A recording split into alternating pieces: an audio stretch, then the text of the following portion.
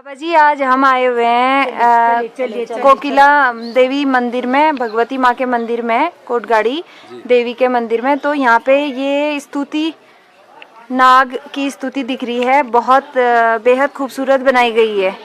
और तो ये सब के बारे में बताइए। सारा यूट्यूब का हमारा 25-30 हज़ार लोगों का परिवार है, सब देख रहे हैं आपको। जी। सबसे पहले तो हम सभी भक्तों का माँ कोटगाड़ी के दरबार में हार्दिक अभिनंदन करते हैं।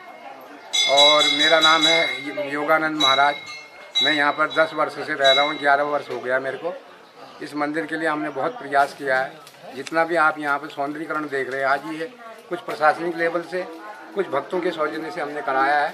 ये जो मंदिर आप देख रहे हैं कालीनाथ का, ये माँ की अनुमति से बना है और इसको हमारी एक कल्पना है माँ के चरणों में, ये हमारे द्वारा बनाया गया है यहाँ पर। और ये माँ जो कोकिला है, इसका नाम कोकिला है, जगह का नाम कोटगाड़ी है जी। तो ये आदि शक्ति माता है, ये नेचुरल पावर है, प्राकृतिक है, ये बनाई गई नहीं है। बाकी ये मंदिर का समय समय पर के अनुसार सौंदर्यीकरण होता गया है।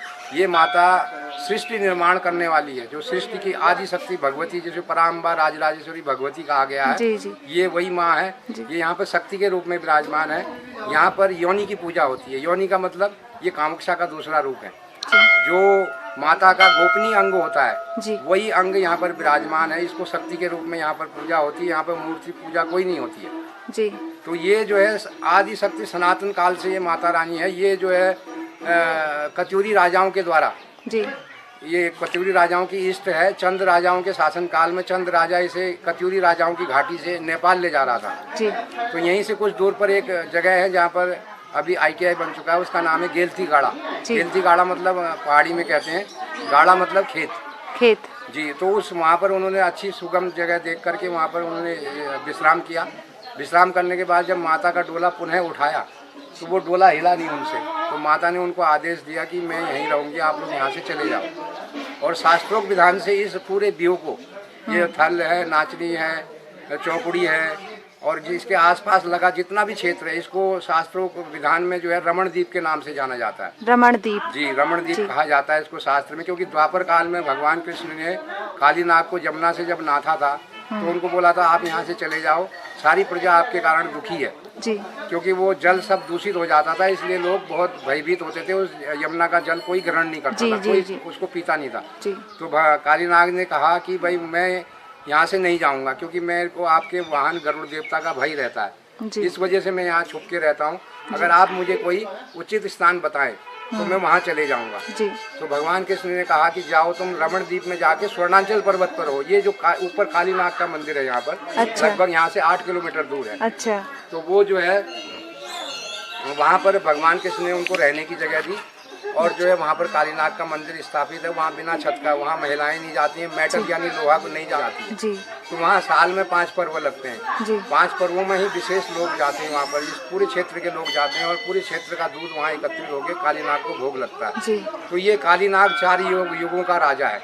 अन्यत्र जितने भी नाग देवता हैं उनका 3 युग तक राज है जी। उसमें ये हमारे कुमाऊं में 9 नाग हैं और उनमें सबसे बड़े नाग वासुकी नाग है हैं। लेकिन कालीनाग का राज जो है वो 4 युगों में है। अच्छा। और ये कली के कलेशों को नाश करने वाले कालीनाग हैं जी। ये 4 युगों में इनका राज है। और जो नाग स्वरूप कहा गया है वो भगवान विष्णु के अवतार माने जाते हैं जी। ये स्वयं विष्णु माने जाते हैं जी। और ये जो है माँ कोटगाड़ी के भाई है जी।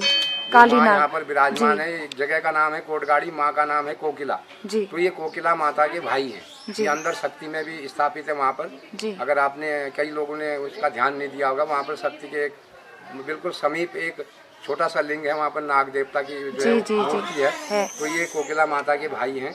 तो कोकिला माता जो है वो ख्याति प्राप्त है न्याय की देवी है। यानी न्याय की देवी किस प्रकार है, जो संसार में देवताओं में, दानवों में, मानव तो नीचे स्तर का है जी। तो ये जब जो भी विवाद है, जड़ जेरू और जमीन, ये 3 चीज का विवाद है। देवताओं में भी रहा है, दानवों में भी रहा है, मानवों में भी रहा है। तो माँ इन तीनों चीजों का न्याय करती है। तो ये इसको न्याय की ख्याति प्राप्त है। यहाँ पर न्याय की ही विशेष लोग गुहार लगाने आते हैं जी। जिसका विवाद है संसार में। तो ये जो है इसको सुप्रीम कोर्ट से भी ज़्यादा पावरफुल माना गया है। इसको सुप्रीम कोर्ट से भी ज़्यादा मान्यता दर्ज है इसकी माता की। तो ये सच्चा न्याय करती है। इसलिए कोटगाड़ी में जो भी दुखी लोग होते हैं, जिनके ऊपर अत्याचार होता है, जिनका शोषण होता है, जिनकी भूमि पर कब्जा किया जाता है, अनेक प्रकार के जो विवाद होते हैं, उन विवादों जब मनुष्य को कहीं भी न्याय नहीं मिलता है तब वो माँ के दरबार में आता है, यहाँ पर अर्जी लगाता है, यहाँ पे स्टाम्प पेपर भी लगता है, कोर्ट की सारी प्रक्रियाएं यहाँ पर होती हैं, तो माँ फिर उस व्यक्ति को सच्चा न्याय देती है। तो यहाँ पर जो विशेष पूजाएं माँ की होती है न्याय के रूप में, और अनेक जो दर्शनार्थी लोग आते हैं उनकी मनोकामनाएं माँ पूरी करती है। और हम कामना करते हैं इसका प्रचार प्रसार न होने के कारण लोग इससे ज़्यादा लाभान्वित नहीं हो पाते हैं, क्योंकि पहले ये पर्यटक में नहीं था। अभी इस क्षेत्र की विधायिका मीना गंगोला जी, वो हमारी शिष्या हैं, उनके द्वारा इसको पर्यटक में करवाया गया है। सतपाल महाराज ने इसकी घोषणा की है। आने वाले भविष्य में इसका प्रचार प्रसार होने से देश देशांतर के लोग इसका जो है लाभ लेंगे माँ का। कई लोगों को इस जानकारी नहीं है कि यहाँ एक न्याय की देवी है, तो इसको कोर्ट की मान्यता दी गई है। तो इस दरबार में आने वाले सभी भक्तों का हम मंगलमय कामना करते हैं। जय माता की। जो है ये इसके विषय में जो है कोई भी ऐसी लोगों के द्वारा जो है ऐसा स्वरचना नहीं की गई है। अर्थात कहने का तात्पर्य ये है कि जैसे कुछ बुक्स हैं, किताबें हैं या मैगजीन हैं, उनमें इन माता का कहीं पर भी विवरण नहीं है। और बुजुर्ग लोग जो पुराने बुजुर्ग लोग थे उन्हीं के अनुसार यहाँ पर जो है इसका कुछ लोगों को जानकारी है। और इसका विवरण जो है स्कंद पुराण के मानस खंड में है। इसका विवरण स्कंद पुराण के मानस खंड में है। उसका हमने अध्ययन नहीं किया है, किसी विद्वान ने हमको जानकारी दी थी। और दूसरा एक इसका ये विवरण किसी ने बताया बाहर के लोगों ने, जब कंस के राज में जब देवकी और वासुदेव को कारागार में डाला गया था, तो उनको बताया गया था कि आपका 8वां पुत्र जो है इसका आपका काल बनेगा। तो उसने पहरे लगा करके देवकी और वासुदेव को कैद कर लिया था। तो वहाँ पर जो कृष्ण भगवान का जब जन्म हुआ उसके बाद उनको गोकुल पहुंचा दिया गया। और वहाँ पर जो शक्ति पैदा हुई थी, क्योंकि नंद बाबा ने पूर्व जन्म में बहुत तपस्या की थी, माँ भगवती के परम भक्त थे वो। माँ ने उनको दर्शन दिए थे, तो उन्होंने कहा था कि आप वरदान मांगिए मेरे से। तो उनकी जो नंद बाबा की जो स्त्री थी, उन्होंने कहा कि मैया हम ये चाहते हैं कि आप हमारे घर में जन्म लो। तो उन्होंने कहा था ठीक है, समय के अनुसार मैं आपके घर में जन्म लूँगा। जब कंस के काल में जब वो कृष्ण भगवान पैदा हुए थे, तो उनको जब गोकुल छोड़ा गया था, तो वहाँ काटने तो नहीं आएगा ये। तो वहाँ जो है पराम्बा भगवती का अवतार हुआ था। तो जब उसको वापस मथुरा पहुंचाया गया था और कृष्ण भगवान को गोकुल पहुंचाया गया था, तो जब कंस ने पूछा था कि संतान में कौन सा क्या हुआ है करके, तो लोगों ने कहा था कन्या पैदा हुई। तो क्रोधा अग्नि में जो कंस जो बहुत ज्यादा क्रोधा अग्नि में था, तो वो जग गया वहाँ पर, और कंस ने वो कन्या के पैर पकड़ के उसे शिला में पटकना चाहा। जब शिला में पटकना चाहा तो वो छूट करके आसमान में चली गई। आसमान में जाकर के हास्य उसने किया, तो उसने कहा तेरा काल पैदा हो गया, मैं तो पराम्बा भगवती हूँ और मेरे से जो है मेरा कुछ नहीं बिगाड़ सकता है। मैं तो आसमान में चली गई हूँ, लेकिन तेरा काल पैदा हो गया और तूने मरना निश्चित है। तो कुछ विद्वानों का ये मत है, कोई बाहर से आए थे वृंदावन से, उन्होंने मुझे बताया था कि वो माँ का जो तेज था, वो तेज यहाँ पर गिरा है। ये माँ जो कोकिला बताया जाता है, ये तेज ये यहाँ पर गिरा है, इसको इसलिए इसको कोकिला माता कहते हैं। वैसे एक मान्यता ये भी है कि उसको विंध्यवासिनी माना जाता है, मिर्जापुर के आसपास पड़ती है विंध्यवासिनी माता, उसको भी माना गया है। और वो विद्वान का मानना ये था कि ये उसी माँ का तेज है जो यहाँ पर विराजमान है, कोकिला माता का। और जो है ये इसका विवरण या लेख या कोई हिस्ट्री या कोई मैगजीन बुक इत्यादि अभी तक जो है उसका वो बना नहीं है। और हमारा भविष्य में प्रयास है, अगर माँ की कृपा रहेगी तो हम इस माँ की नाम से ऐसी किताब छापेंगे, क्योंकि यहाँ पर बहुत सारे अवशेष हैं। हाँ जी, बहुत सारे नई जो पीढ़ी है उन तक बात पहुँचे, नई पीढ़ी तक जी, लोगों को जानकारी हो। यहाँ पर माँ के बहुत सारे अवशेष हैं, जैसे कि माँ ने यहाँ पर तपस्या की और उसके जो है तपस्या करने की एक गुफा है नीचे। माँ यहाँ पर जो है 200 साल पहले यहाँ पर पंचांग नहीं था, तो माँ लोगों को पंचांग बताती थी जी। और जो है ये प्रशासनिक जो हमारा जो कानून विधान है ये पहले नहीं था, तो माँ खुद लोगों को यहाँ पर न्याय देती थी। ये माँ के यहाँ पर इस दिशा में चरण पादुकाएँ हैं, जहाँ पर माँ की चरण पादुकाएँ इस दिशा में शिला है जहाँ पर वो बैठ के न्याय करती थी। और आपके ठीक पीछे काफ़ी दूर वहाँ पर जो है केवल जब भयंकर सूखा पड़ता है तभी जा सकते, नहीं तो वहाँ दलदल है, तो वहाँ पर गुफा है माता की। माँ वहाँ पर तपस्या करती थी। ये जो जल यहाँ पर अभी जो जल का प्राकट्य हुआ है, माँ की शक्ति के नीचे से जल निकलता है। कुछ लोगों की मान्यता ये है कि ये मानसरोवर से आता है जल। पूर्व में जो कुंड था माँ का नीचे, वहीं पर जल था, वहीं माँ स्नान करती थी। तो यहाँ ये जो भूमि दान दी गई है, वो जोशी लोग के कास्ट के लोग थे। 1000 वर्ष पहले वो घोड़े में चलते थे, क्योंकि पूर्व काल में जो छोटे छोटे बसासत राज्य हुआ करते थे, उनमें जो बाहुबली होता था, अर्थ संपन्न होता था, बुद्धिमान होता था, उसी को प्रजा राजा घोषित करते थे। तो वो माँ का भक्त था।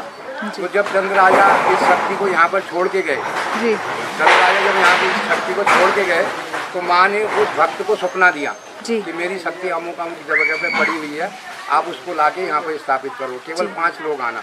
तो फिर वो गए, वो जो थे वो घोड़े में चलते थे 1000 वर्ष पहले। तो सर्वप्रथम पुजारी जो थे यहाँ पर जोशी कास्ट के लोग थे, उन्हीं को प्रथम पूजा का अधिकारी मिला था। उनको कोटगाड़ा के रूप में माना जाता है, यहाँ कोटगाड़ा बोला जाता है। तो ये जो भूमि जो है दी है, उन्होंने दान में दी है तामपत्र लिख करके 1000 वर्ष पूर्व। तो जो है यहाँ पर एक देवी तालाब भी है, माँ का नंदा वो खाट भी है जहाँ पर माँ बैठती थी पहले उस पूर्व जगह में। ये तो यहाँ माँ बाद में आई, ये जगह माँ को प्रिय लगी। तो उनकी 2 रानियाँ थी, दो स्त्रियाँ थी। तो साउथ में कहते हैं कभी नहीं बनती थी। तो ये असोज का महीना था, ये असोज के महीने में फसल का टाइम होता है। तो वो फसल काट रहे थे। उन दिनों वहाँ विचरण करती थी, कभी कन्या का रूप बना के, कभी वृद्धा का, कभी युवा का। तो वो भ्रमण करती थी। तो वो जो फसल काट रहे थे, वो जब एक सौत घर गई कोई कारण बस, तो उसने उसकी फसल में से अनाज अपनी अनाज के ढेर में डाल दिया। फिर दूसरी वो जब चली गई, तो दूसरी जब आई तो उसने भी डाला, 2 बार डाला। तीसरी बार जब तीसरी बार डालने लगी तो माँ ने रोक दिया उसको कि बस तेरा अधिकार इतना ही होता है, उसने भी 2 बार लिया था और तुमने भी 2 बार डाल दिया, अब तुम जो डाल रही हो ये अन्याय है। तो उन लोगों ने माँ को साधारण महिला समझ के उससे विवाद किया। तो माँ ने चमत्कार दिखाया। चमत्कार दिखाने के बाद तब से माँ अदृश्य हो गई। तभी कहते हैं माँ कोटगाड़ी को दूध का दूध पानी का पानी करती है। तभी से माँ को कोट की ख्याति प्राप्त हुई। जब उन दोनों के बीच में विवाद हुआ और माता ने उनको दूध का दूध पानी का पानी करके दिखाया, तब से माँ को कोट की ख्याति प्राप्त हुई। और ब्रिटिश काल में कोटगाड़ी माता को पेंसिल मिलती थी। हमारे उत्तराखंड में 546 मंदिर हैं जो टूरिज्म विभाग में डले हुए पर्यटक के नक्शे। भी आपदाएं हुई तो उन्होंने बड़े अपने अफसरों से कांटेक्ट किया। तो संपर्क करने के बाद उन्होंने कहा भाई वहाँ पर हिंदू देवी देवता लोग होते हैं, आपने कुछ ऐसा गलत किया होगा तो आप वहाँ पर जो है ढूंढ खोज करो किस कारण हुआ। तो उन्होंने वो जो है वो विषय बताया कि एक अमुक पर्वत पर हमें सोना नज़र आया, हम उसे उठा के लाए हैं, लेकिन यहाँ सर्च करने के बाद वो पत्थर दिख रहा है। तो उन्होंने कहा नहीं आप वहीं जाइए, उसको फिर वहीं डालिए। फिर यहाँ लोकल लोगों से जानकारी ली तो उन्होंने कहा हाँ ये कालीनाग का पहाड़ है, आपसे यहाँ से जो भी लाए हैं इसको वहीं डालिए, नहीं तो और अच्छा नहीं होगा। तो फिर वो वापस आए। वापस आने के बाद उन्होंने वो चीज़ वहाँ पर डाली। फिर ये लोकल लोगों ने जो उनके नौकरशाह लोग थे हिंदुस्तान के जो यहाँ पर थे, क्योंकि ये 1000 वर्ष पहले यहाँ पर पूरा बीहड़ था, आबादी नाम की बहुत कम चीज़ थी। तो फिर उन्होंने जानकारी ली तो उन्होंने बताया कि यहाँ पर माँ का मंदिर है और ये माँ के जो है कालीनाग भाई हैं, तो आप जो ये लाए हो वहीं डालो। तो वो लोग फिर यहाँ पर भी आए, माँ के यहाँ पर आए। तो यहाँ पर ये मंदिर का कुछ नहीं था, ये एक खुला छत रूप में था, इसके ऊपर छत नहीं थी। तो उन्होंने इस मंदिर के विषय में पूछा कि इसका यहाँ पर क्या कैसे इसकी दैनिक क्रियाएं चलती हैं। तो उन दिनों यहाँ पर कोई आवक का साधन नहीं था। तो उन्होंने कहा कि यहाँ पर इस प्रकार से होता है। तो उन्होंने कहा ठीक है, हम अपने कोष से माँ को इस मंदिर के लिए कुछ कोष देंगे, जैसे पूजा है, धूप बत्ती है, तेल है इत्यादि जो भी मंदिर की व्यवस्थाएं हैं। उन्होंने उस चीज़ के लिए अपने कोष से धन इशू किया, यानी उसको पेंसिल रूप में माना गया।